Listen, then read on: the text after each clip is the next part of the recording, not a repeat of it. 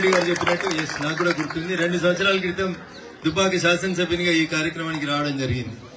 అప్పుడు ఉన్నటువంటి కార్యక్రమంతో కంపేర్ చేసి చూసినప్పుడు ఇప్పుడు పార్టిసిపెంట్స్ యొక్క సంఖ్య చాలా పెరిగినట్టు ఇందాక రాజిరెడ్డి గారు చెప్పినటువంటి గణాంకాలు తెలియజేస్తా ఉన్నాయి.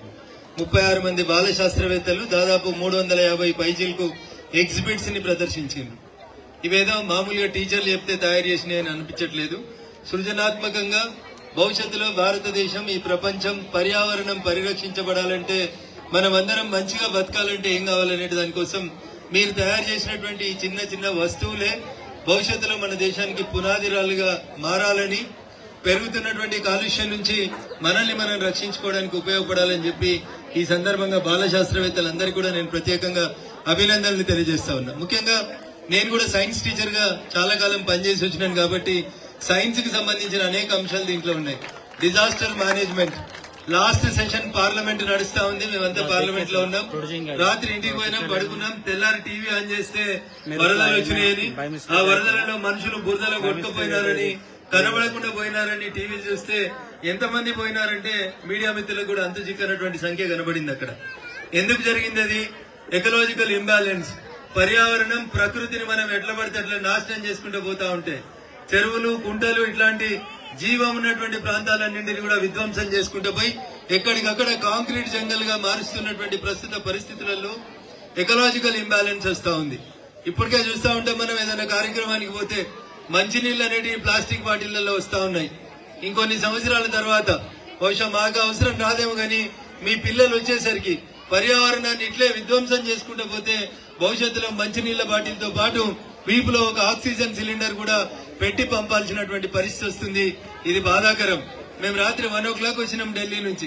ఇప్పుడు ఢిల్లీలో పరిస్థితి ఎట్లుందంటే ఇంకో 2 రోజులు అయితే పార్లమెంట్ నడవాలంటే మేము కూడా వెనకాల ఆక్సిజన్ సిలిండర్ పెట్టుకోలేకపోతే శ్వాస పీల్చుకోలేనటువంటి పరిస్థితి వచ్చేటువంటి దుస్థితికి పర్యావరణం అనేది నాశనం చేయబడతా ఉంది. మనిషి ఎదుగుతా ఉన్నాడు, జనాభా పెరుగుతా ఉంది.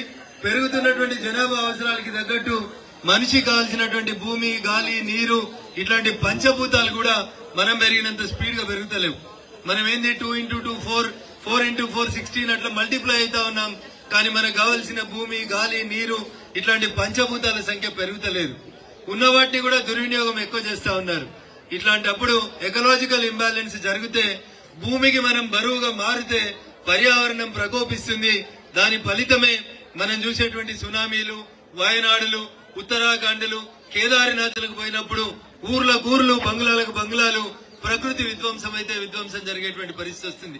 అందుకని చిన్నారి బాల శాస్త్రవేత్తలందరూ కూడా నేను చేసేటువంటి అప్పీల్ ఒకటే, భవిష్యత్ తరాలు మీరందరూ బాగుండాలంటే, కరోనా లాంటి భయంకరమైనటువంటి వ్యాధులు ఈ దేశంలో వ్యాప్తి చెందకుండా ఉండాలంటే, ఎకలాజికల్ ఇంబ్యాలెన్స్ జరగకుండా ప్రకృతిని, పర్యావరణాన్ని మీరందరూ కూడా కాపాడాలి.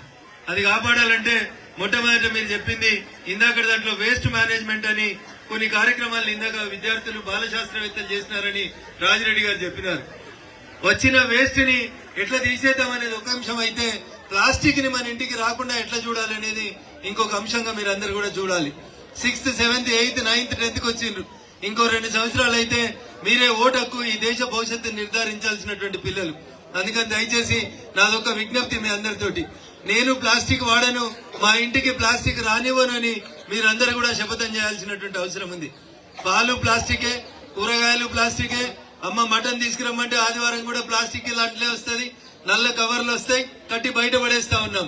కానీ నల్ల కవర్ డిస్పోజ్ కాకుండా పర్యావరణానికి ఎంత నష్టం చేస్తుంది అనేది ఒకసారి ఆలోచించాలి. మేము చిన్నగా ఉన్నప్పుడు మా అమ్మ నాన్న మార్కెట్కి పోయి ఆదివారం మటన్ తీసుకురమ్మంటే మాకు స్టీల్ డబ్బా ఇస్తే మేము ఆ స్టీల్ డబ్బా పట్టుకుపోయి మటన్ తీసుకొచ్చేటోళ్ళం. ఇప్పుడు డబ్బాలు లేవు. గేట్ లోపలనే మోటార్ సైకిల్ ఆన్ చేయాలి, లోపలనే కిక్ కొట్టాలి, పోయి షాప్ దగ్గర నిలబడాలి. ఆయన ఒక కవర్ లో పెడతాడు, ఇంకో కవర్ వేస్తాడు, ఇస్తాడు.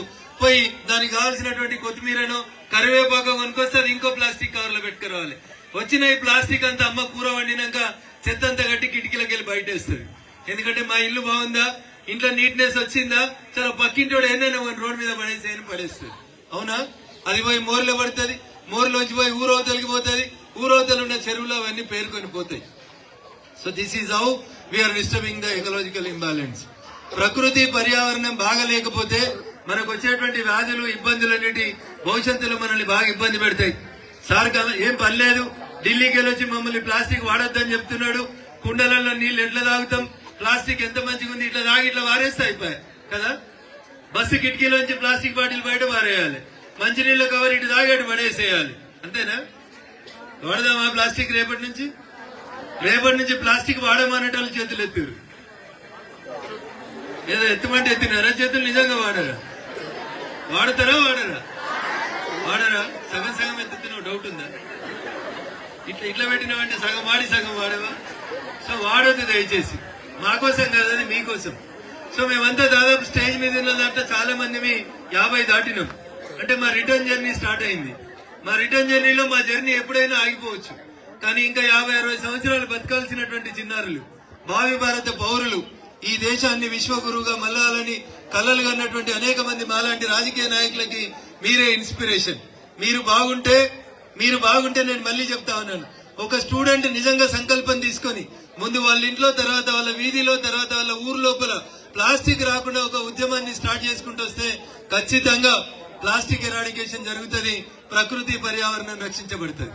ఇందులో వాయనాడు వరదలు చూసిన వాళ్ళు ఎవరైనా ఉంటే చేతులెత్తురు. టీవీలలో కేరళలో వాయనాడులో వరదలు వచ్చి జనం కొట్టుకుపోయినటువంటి దృశ్యాలు టీవీలలో చూసిరా? మరి మన మెదక్ కూడా అట్లే వాగులు వంకలు నాశనం అయిపోయి ఎక్కడికక్కడ ప్లాస్టిక్ వేరుకపోయి మనకు కూడా అట్లా ఒక అర్ధరాత్రి వరదలు రావాలని కోరుకుందామా? పక్కనున్న హల్దియో, మంజీరానో, సింగూరో, గోదావరి నదిలో అట్లా పొంగాలని కోరుకుందామా? ఇవన్నీ ఎందుకు అవుతున్నాయంటే మనం వాడి పడేసిన ప్లాస్టిక్ అంతా పోయి ఒక డిజాస్టర్ ని తయారు చేస్తా ఉంది. ఆ డిజాస్టర్ లోంచి మీలాంటి ఒక చిన్న బాల శాస్త్రవేత్త మొన్న ఒక ఎక్విప్మెంట్ ని తయారు చేసిండు. ఏం తయారు చేసిందంటే, ఎంత గొప్పగా తయారు చేసిందంటే, మనం పడేసినటువంటి చెత్త అంతా, మున్సిపల్ చెత్త అంతా ఊరవతల ఒక దగ్గరికి పోతుంది, అవునా? దానికి ఒక కంపెనీ అతను ప్లాస్టిక్ ని ఆ చెత్తలోంచి సెపరేట్ చేస్తే, వేరు చేసిన చెత్తలోంచి ఒక మున్సిపాలిటీ, పేరు చెప్పడం నాకు ఇష్టం లేదు, ఒక మున్సిపాలిటీలో ఒక రోజు వచ్చిన ప్లాస్టిక్ మొత్తాన్ని ఒక సంస్థ, యువ శాస్త్రవేత్తలందరూ కలిసి చెత్తలోంచి సెపరేట్ చేస్తే ఒక రోజుకి 3000 లీటర్ల డీజిల్ తయారైతుంది ఆ మున్సిపాలిటీ లోపల. ఎంత? 3000 లీటర్స్ డీజిల్ ని దేంట్లోకెళ్ళి తయారు చేస్తారు? మనం వాడి పడేసిన చెత్తలోంచి ఏరినటువంటి ప్లాస్టిక్ బాటిళ్లు, ప్లాస్టిక్ కవర్లను జమ చేసి కొంతమంది యువ బాల శాస్త్రవేత్తల వాళ్ళు తయారు చేసినటువంటి ఇన్నోవేషన్ తోటి, ఇన్స్పిరేషన్ తోటి డీజిల్ తయారు చేస్తా ఉన్నారు. పర్ డే మెదక్ సైజులో ఉన్నటువంటి ఒక మున్సిపాలిటీలో మనం పడేసినటువంటి ప్లాస్టిక్ లోంచి రోజు 3000 లీటర్ల డీజిల్ తయారైతుంది.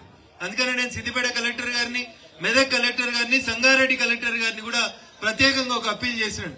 ప్రతి మున్సిపాలిటీలో ఆ యంత్రాలని తయారు చేసినటువంటి యువ శాస్త్రవేత్తలకి 1 ఎకరంన్నర స్థలం ఇచ్చి భవిష్యత్తులో మన పట్టణంలో వచ్చేటువంటి ప్లాస్టిక్ లోంచి డీజిల్ తయారు చేసేందుకు ఆ యువ శాస్త్రవేత్తల్ని, అంకురాలను తయారు చేసినటువంటి ఆ యంగ్ జనరేషన్ ఎంకరేజ్ చేయాలని చెప్పి నేను 3 జిల్లా కలెక్టర్లకు సవినయంగా అప్పీల్ చేసినాను. హోప్ దట్ భవిష్యత్తులో మన మెదక్ లో కూడా అట్లాంటి ఒక సంస్థ వస్తుంది. మనం పడేసినటువంటి ప్లాస్టిక్ ని మనం తగ్గిస్తాం. రేపటి నుంచి తగ్గిస్తామా? మెదక్ లో ప్లాస్టిక్ రాకుండా చూస్తారా? చేస్తారా?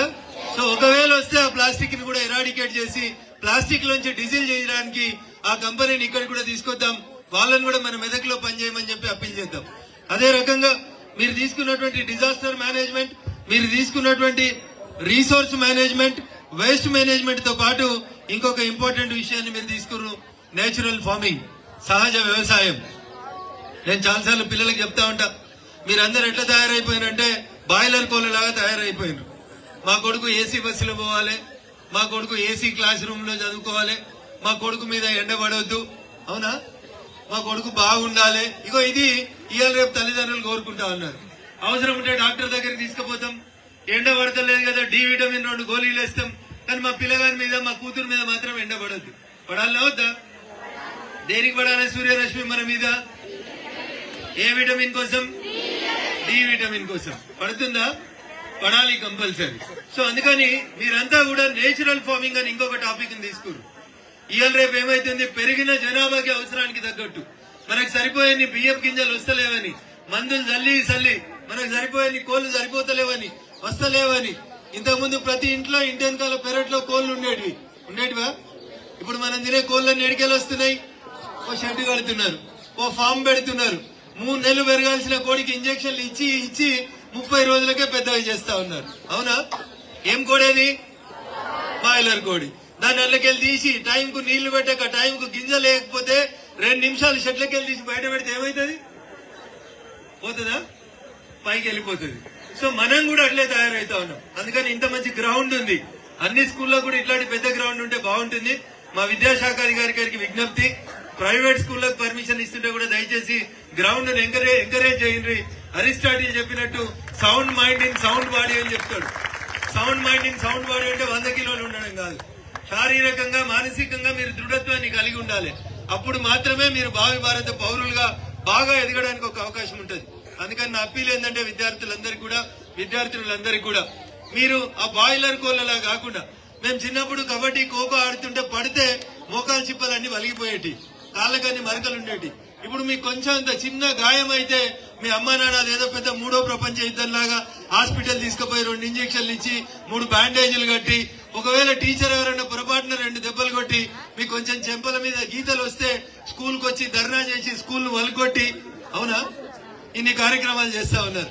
కానీ మేము చిన్నప్పుడు అట్లా వదిలేస్తే రోడ్ల మీద ఇట్లాంటి గ్రౌండ్లలో తిరిగి పరిగెత్తి వచ్చినాం. ఖోఖో ఆడమంటే ఇప్పుడు మీకు సగం మందికి ఆడడానికి రాదు. వస్తుందా? కబడ్డీ ఆడడం వస్తుందా? ఎట్లా సెల్ ఫోన్లలో ఆడుతున్నా?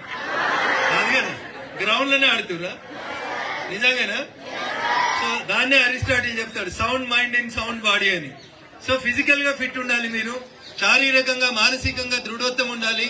మీరు భావి భారత పౌరులుగా ఎదగాలంటే మీరు ఎంచుకున్నటువంటి 7 అంశాల లోపల one of the best issue is natural farming.